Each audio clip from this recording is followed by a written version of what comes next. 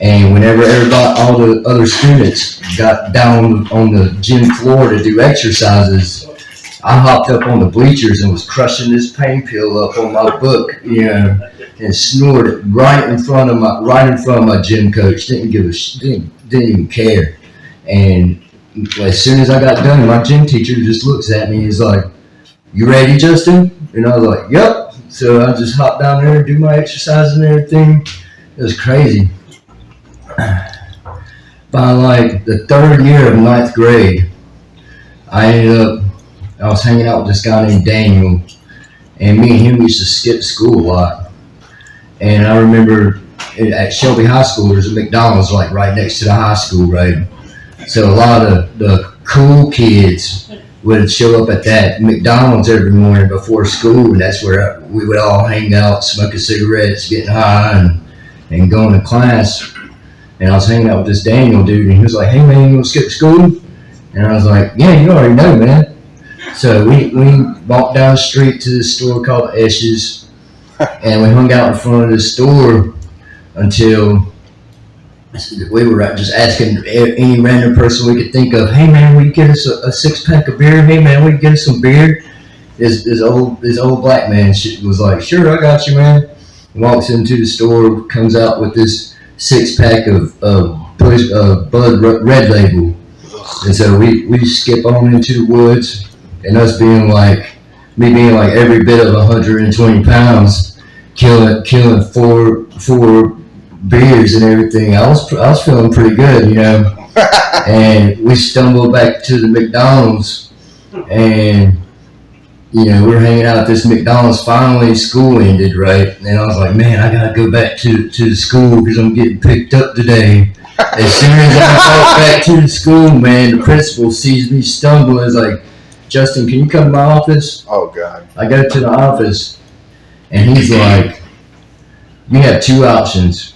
By that time, I was like 16, legally able to drop out of school.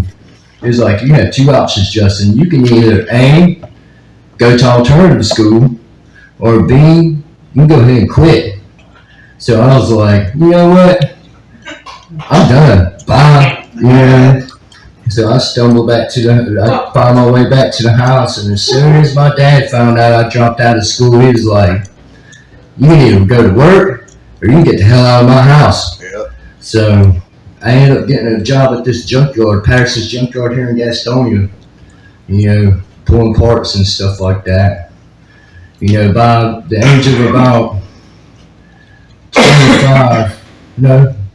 23, that's when I met my daughter's mother, and we ended up having a little girl, got married and everything. I kind of slowed down a little bit, but I was still getting high and getting drunk, barely able to hold down a job. And then one day my mom tells me she's got lung cancer.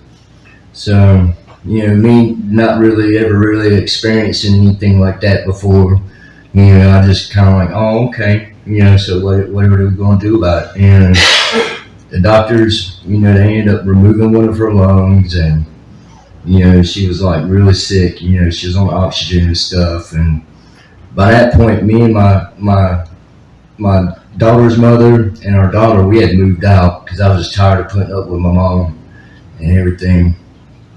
But something possessed me to go back. We were living with one of her friends or something like that, and I don't know. I was just like, we need to go back. So we go back. It was the day of Mother's Day was when we ended up moving back in, and a week after that, it was like 10 o'clock at night. Me and my daughter's mother, and we had put my daughter to bed. I asked my mother, I was like, "You need anything?" And she was like, "No, I'm good." And she liked to sit up on the couch and all that, and she had such trouble breathing that she couldn't lay down to sleep. And I didn't really think anything of it, so I went to bed. I got up about an hour later to go check on her again, and she was just leaned up on the couch like this, mouth wide open, blue. And that was the first time I ever really walked up on anybody dead, And the craziest thing about it was, whenever you lose a loved one, most of the time you're like, oh, thank God, or oh no. But I was more like, it was like a sigh of relief, because I didn't have to deal with it anymore. Right after my mom's death, I ended up moving to Myrtle Beach for about a year. I was living at Apache Campground, well above my means, and I got involved with a Hispanic cocaine dealer, and before I knew it, I was selling cocaine, and it was not uncommon to find me hanging out in a strip club parking lot, waiting for strippers to come out and selling bags of coke. I was getting involved with some dangerous people, and I was neglecting the fact that I was a father. I was neglecting the fact that I was a husband. I was falling right in suit with how my mother was, causing a broken home. Me and my now ex-wife, we would argue all the time, and I would just stay gone all the time. And it finally came to a head one night, and I ended up, doing some crazy stuff. I ended up about blowing my brains out with a 12-gauge shotgun, blew a hole in the ceiling, and then I ended up coming back to Shelby. Whenever I got back to Shelby, that's when I started really partying hard. I had nothing. That was the first time I lost everything. And, I was still getting involved with the wrong people. I started dabbling in opiates really bad. I was already snorting pain pills, but, I got really, really bad off on pain pills. That's around the time I met my son's mother. I was working dead-end jobs at fast food joints and, barely able to make it and stuff like that. And, it was just a really toxic relationship with my son's mother. And, I was trying the best I could to be a father, but all of us know, as being alcoholics and addicts, we cease to be able to manage our own lives. Like there was no possible way that I could live a normal life, because by that point, my main concern every morning, as soon as I woke up, was how the hell am I going to pay for some pain pills? Yep. What am I willing to do to get my next fix? Which, by that point, I was willing to do just about anything. Sold anything nice I ever had. I'd never really had anything nice, because by the time I would acquire something nice, it was gone. My dad, he was really wanting me to get my shit together. By that point, he was a full-fledged alcoholic. And I ended up moving back in with my dad. And I ended up going to detox a couple times, never taking it serious. I would go into detox, and, by that 7th day, I had already somehow lined up how I'm going to get my next pain pill or my next Suboxone. Well, the last time I went to the detox over here in Shelby, I was actually really thinking about straightening my life up. I was wanting to be a good dad and everything. I came out of that place, no intentions of using again. In fact, with my dad being an alcoholic and everything, I gave my dad an ultimatum. I told him that, you either dry up, man, or you're not going to be a grandpa. And as soon as I told my dad that, he was like, I'll do it, I'll do it. What do you want me to do, So I was like, you need to go to detox, first thing. So he's like, okay. Well, my dad, he had been prescribed Xanax for like 25 years. And anybody who's ever been prescribed Xanaxes or any kind of benzos like that for long periods of time know that if you don't have those things, you'll fall out and have seizures. Yep. Well, whenever they were admitting my dad into detox and everything, my dad looks at me and he's like, they're going to give me my Xanaxes, right? And I lied to him, y'all. I told him straight up, I was like, oh yeah, they'll give you your Xanax. Knowing good and well they're not going to give him his Xanax. but I just wanted my dad to be a grandfather to his son or his grandson. So, I lied to him. It was about 2 days before he ended up getting this release from detox. He calls me that night, let me know, he's starting to feel better, and he can't wait to be a grandfather and all that. I'm like, yeah, I'm excited for you, man. I'm happy. I get a phone call about 30 minutes later from the detox saying he had fell out and had a seizure. Well, I was used to my dad falling out and everything because he would always overtake his Xanaxes, and then I would be left trying to find his Xanaxes for him. And so, they called me and everything. I didn't take it serious, but I rode up there. And whenever I rode up there, it was kind of weird because they took me, instead of having me sit in the regular waiting room, they took me to a whole nother waiting room I'd never been in before. And me being oblivious and everything, I didn't think anything of it. 30 minutes later, a nurse walks in and is like, yeah, we haven't got him stable yet, and everything. And me being selfish the way I was just like, well, you know what? I'm going back to the house. Y'all call me whenever y'all get him stabilized, and I'll come back up here.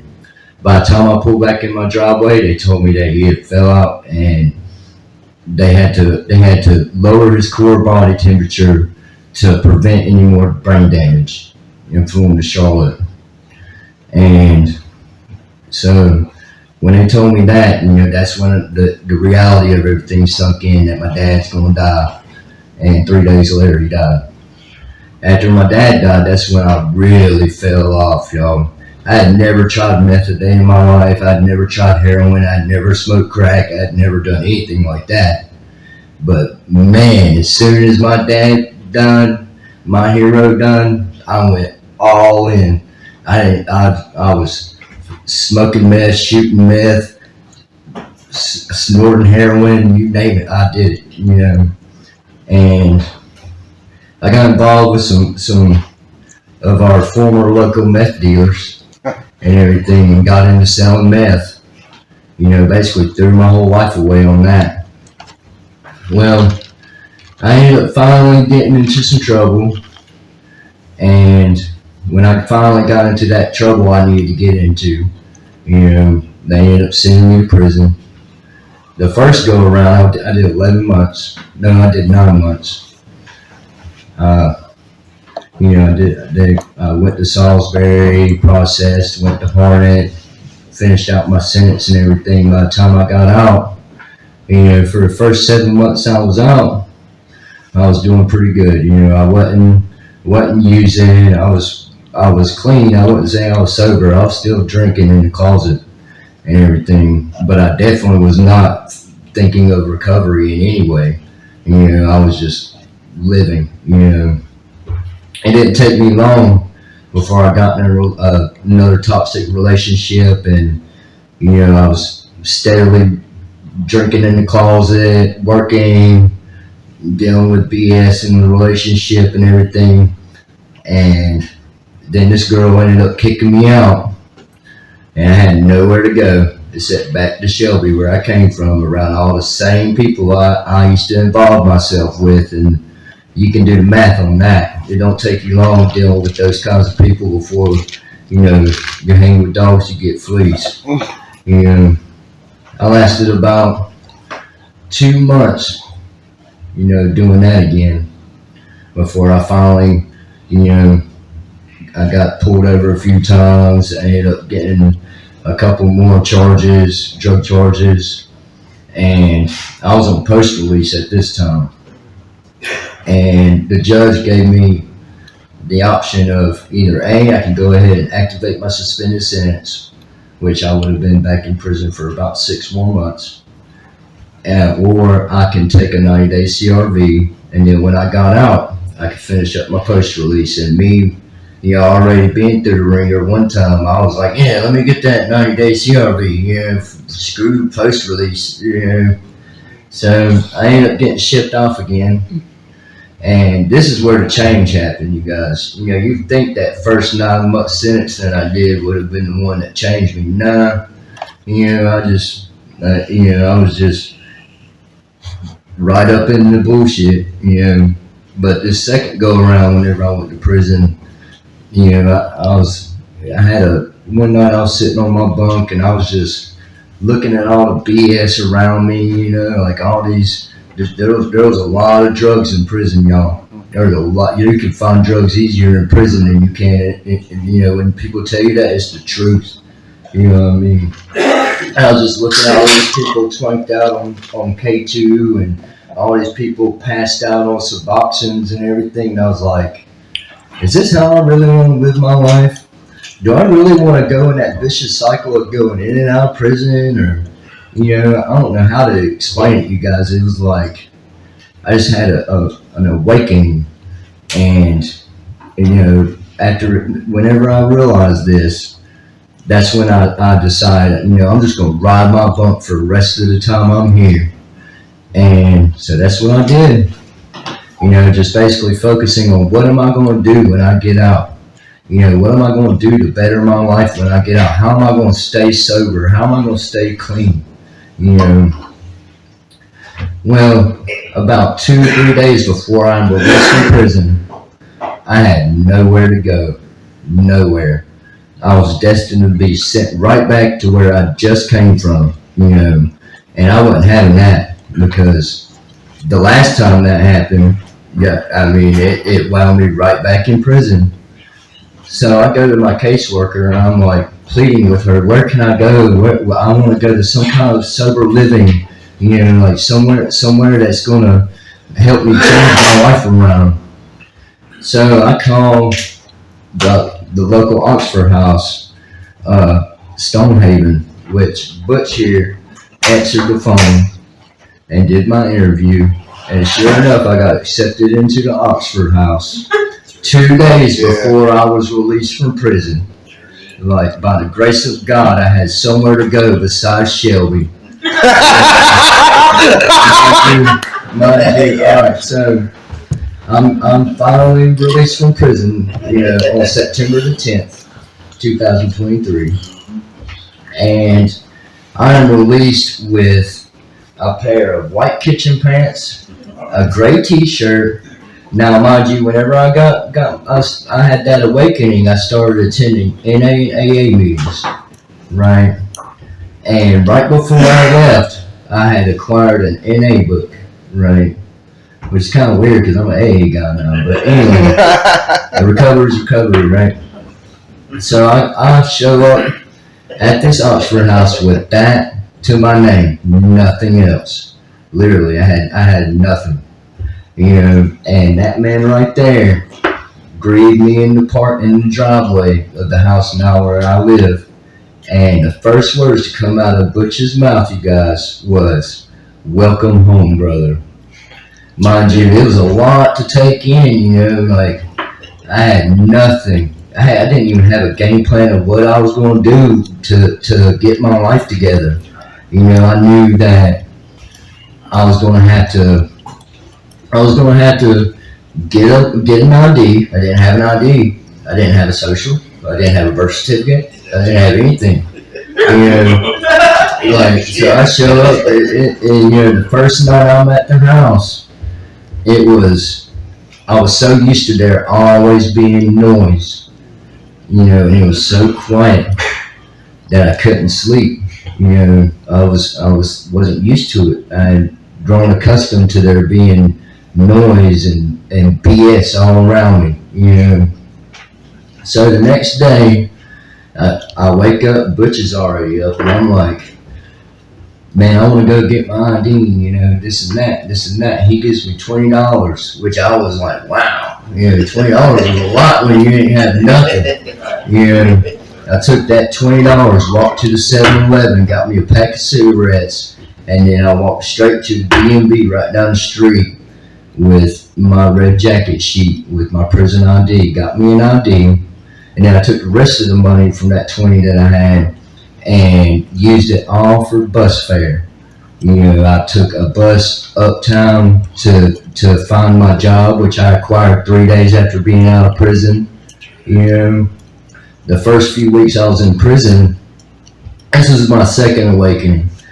I was waking up at 4 o'clock. I was waking up at 3:30 in the morning and having to walk 2.4 miles in a pair of prison boots, which I don't know how many of y'all have ever wore prison boots, but they're the most uncomfortable boots you could ever wear in your life.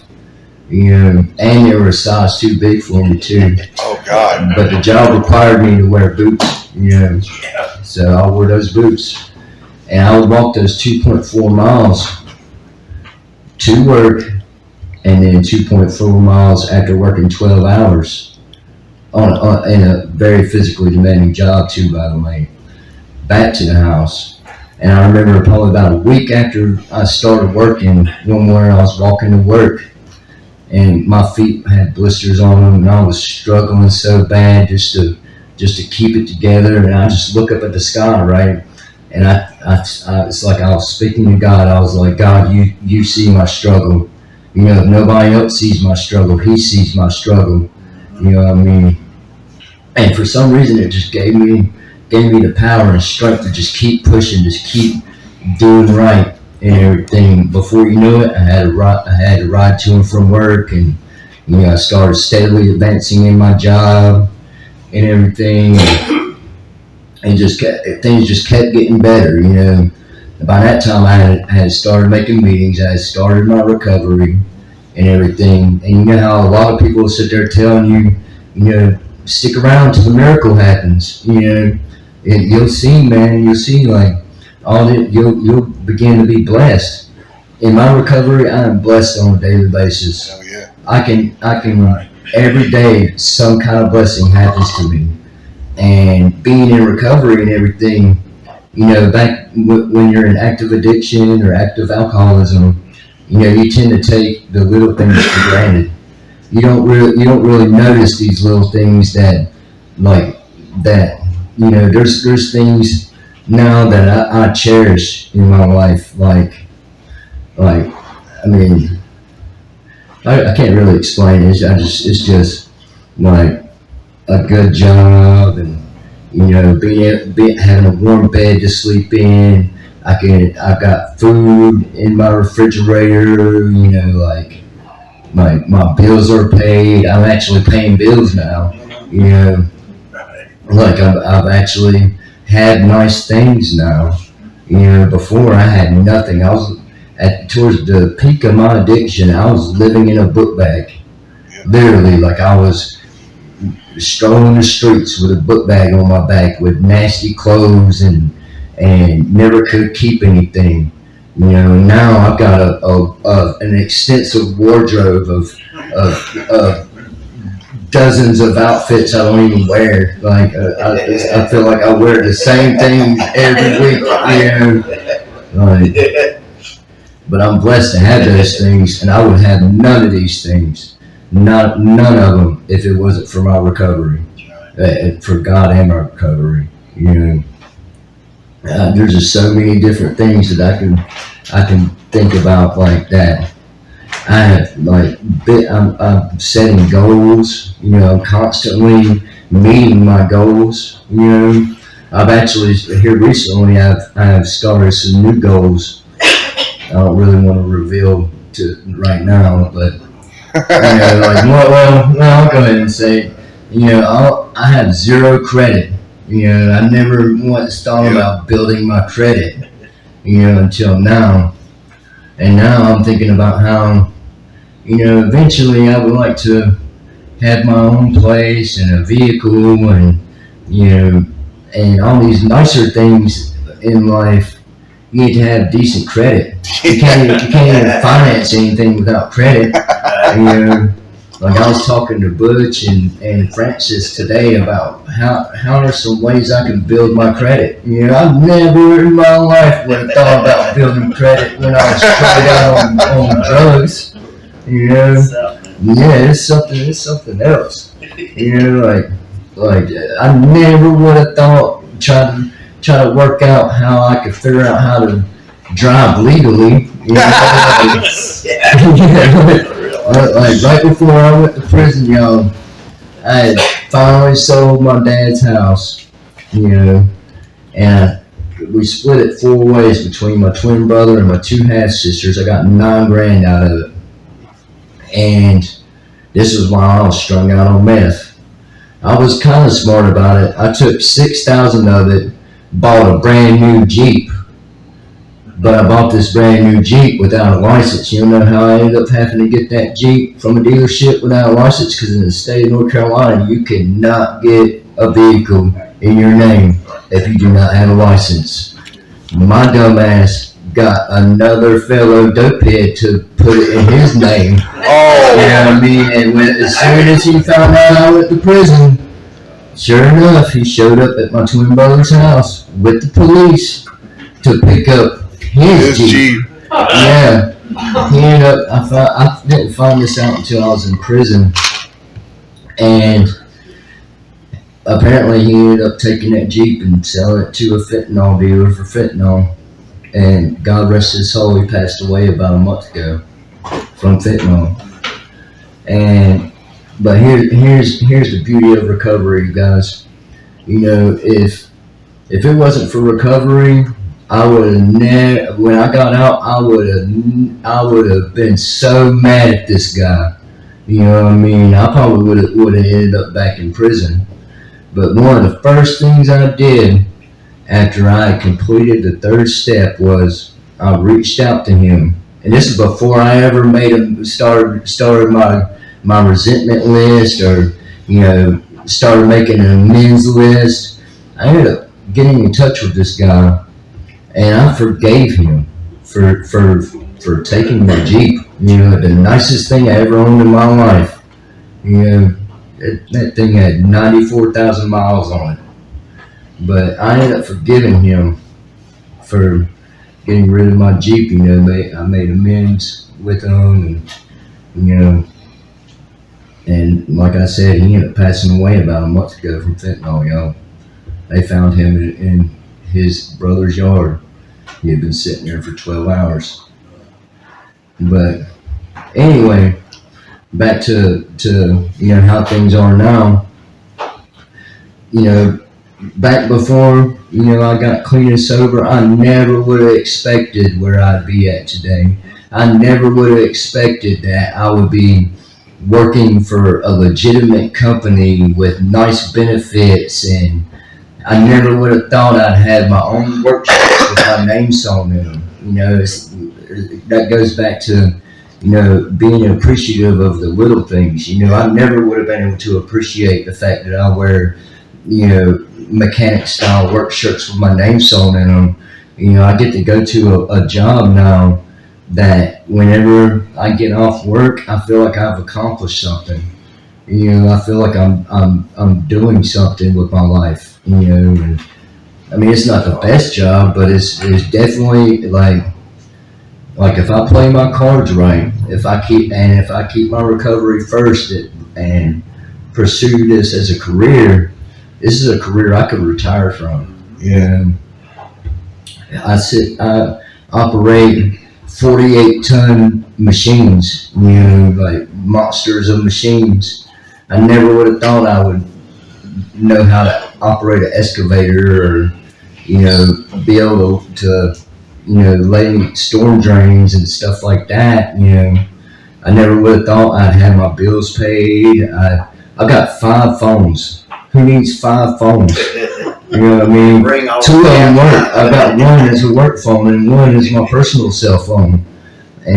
But I got so many nice things, all because of my recovery.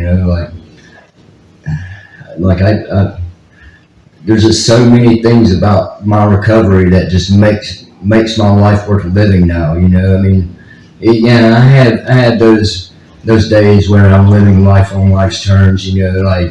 There's days where I'm not serene. I'm clean, and sober. I may not be serene, but hey, my nose is clean. Yeah. I can sit and piss in a cup right now. Pass a drug test. That's something else to be proud about. I used to dread that kind of stuff. Now if anybody ever walks up to me and is like, "Hey, I need you to pee in this cup," I'm like, I'm gonna fill that thing to the brim.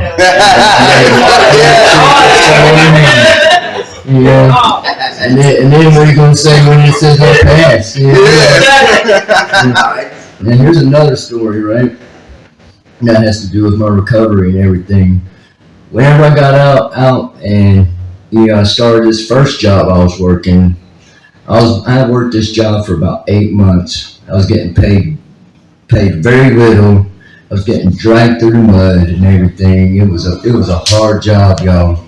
Basically, I was this guy's go-to. Yeah, I was a gopher, basically. I was getting paid barely above minimum wage.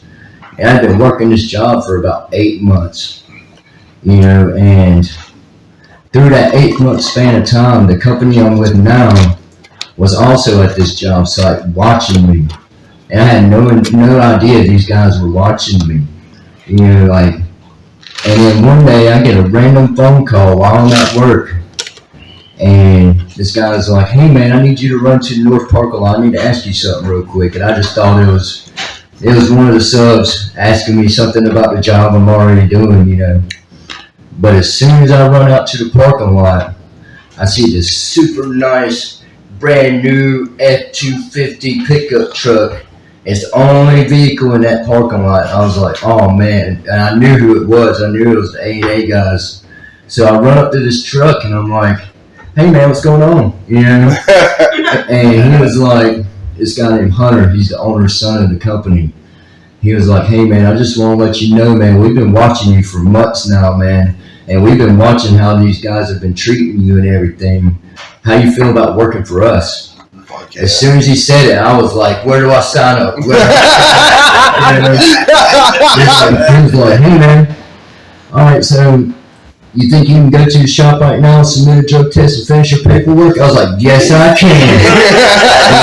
So as soon as I find out, he tells me all this, I'm like, all right, let me call my former boss, My former boss was an asshole, you guys. He treated us like we were subhuman or something, like we were below everybody else, So as soon as I had the opportunity, I'm like, yeah, I'm about to mess with him, I call him. His name was Bruce, and I call him. I'm like, hey man, I need to talk to you real quick. He's like, come on, man, come on. What do you want? So I go to where he's at in the south parking lot, and when I walk up to him, this is what surprised me about it. I expected him to be mad whenever I told him, But as soon as I walked up to him, I was like, hey man, I got a serious question for you. He's like, what do you want? And I was like, would you get mad at me if I took a better job opportunity? And as soon as I said that, he was like, no man, it's about bettering yourself. Why? You got a new job? And I was like, yep. And he's like, where? And I was like, here. Because, our company was working there, As soon as I said that, the look on his eyes, was like, damn. But at the same time, I've seen this guy since then, we do a couple of jobs here and there at that job site. And the look he gives me now is a look of equality, like a look of, I am not below him, In fact, I probably don't make much less than him, But that right there is just something that I would not have with my recovery. I would not be able to sit here and say that I work somewhere that offers 401k or offers health insurance. I just found out a couple weeks ago that I have to use my health insurance at least once a year to keep my health insurance. So, you're the champ. I was able to take PTO time this week. I took my first 2 days of PTO time since I've gotten out of prison and started working. I had yet to take a single day off work until this past Monday, thanks to Jeff. But it was nice though, you guys, and it was kind of crazy too because all the guys in here that y'all know me pretty well and everything, y'all know that I tend to get my meetings in on the weekends. Yeah. During the week, my main focus is my work, because working on a pipe crew and everything, it's like a lifestyle. It's like coal miners or or oil rig workers. It really, I spend more time with my coworkers and my foreman than I do at home sometimes. But while I was out on this PTO time, something I always like to say is, I'm always about I'm not letting myself become complacent, because we all know that complacency is the prefix to relapse. If you let yourself get comfortable with not attending meetings or not putting your recovery first, you're just, even if you're dry, you're not getting the things that recovery offers you. And I'm at that stage in my recovery now to where I can identify when I'm acceptable to becoming complacent. And so, I took these 2 days PTO time, and whenever I initially realized I was about to have 2 days off, I had no intentions of making any meetings. I had intentions of riding Netflix and HBO Max, on my new TV, But for some reason, I was like, man, here I am sitting here taking advantage of the fact that I don't have to work and stuff. The least I could do is go make some damn meetings. Yeah. So Monday I ended up making the 7 o'clock, and then I can't remember what. I went to Mount Holly. Yeah, we ended up going to Mount Holly, and then, it was crazy, because I'm so used to working all through the week. I don't usually make meetings during the week. It was nice to be able to make some meetings during the week, which is kind of crazy because my damn home group is a Monday meeting. I might have to,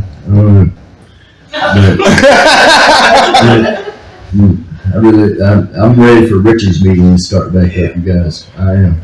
But that Wednesday meeting, I don't know what it is about it, but that fellowship, it really gives me that drive, to further my recovery. And something, that my sponsor had just mentioned and everything about him saying that, he would think that I would be a very good sponsor. That makes me wonder if maybe possibly I could be a good sponsor. I had worked through all the steps and everything. I'm on my 10th, 11th, and 12th step, my maintenance steps and everything. So, that is an idea, but another thing about my recovery and everything, it's one thing to live your recovery in the room, but the true test of your recovery comes from outside the rooms. It's kind of like church. When you go to church, it's one thing to, be a Christian in the church and everything, but to be the true test of your Christianity, if you are a Christian, is when you're outside the rooms. The same rules apply with recovery. The big book is almost, in my eyes, is just almost like a Bible. It's a guideline to how we should live our lives. It even gives stories that we can read of other people's experiences, which are in turn left to our own interpretations, just like the Bible. It's up to us as alcoholics and addicts to go outside these rooms and spread the message to the sick and still suffering. That's part of our, that we're meant to carry that message. If I can just save one other person, then I know that everything I've worked for was worth it. Because there's people that come into these rooms and come out of these rooms, and the more we preach that message outside these rooms, that's where it really counts in my eyes. But going back to how things are now, I've got a huge network of people that genuinely care about me. Whereas when I was in my active addiction, I surrounded myself with people that did not care about me. All they cared about was what I could offer them. What could they get out of me? And a lot of times it would just end up in me not having anything. You know, like I wouldn't say that back during my addiction days that I was a bad person, but I definitely did not have good intentions. You know, my intentions was to get my next fix.